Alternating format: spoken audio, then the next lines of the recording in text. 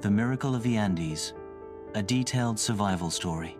On October 13, 1972, Uruguayan Air Force Flight 571, carrying 45 passengers, including the Old Christians rugby team, their families, and friends, crashed deep in the frozen wilderness of the Andes Mountains.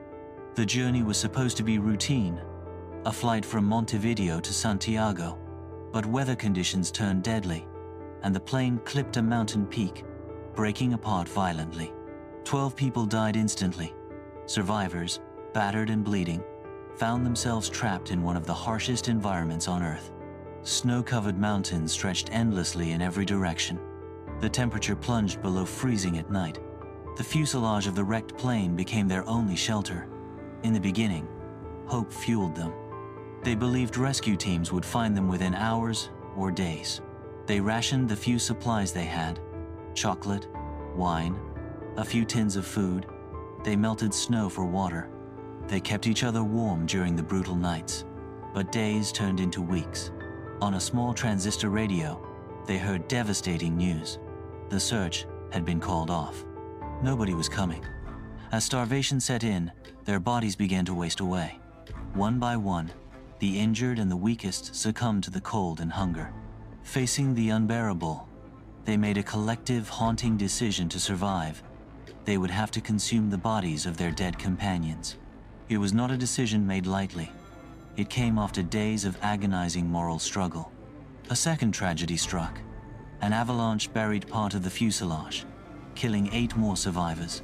Trapped for days under snow and debris, hope began to wither. Yet even then, a flicker of willpower remained. Realizing that no one would save them, Fernando Parado and Roberto Canessa decided to attempt the impossible to cross the towering Andes on foot with barely any gear, no proper clothing, and almost no food. Their journey was a test of human endurance. For 10 grueling days, they scaled peaks, battled frostbite, and navigated treacherous terrain.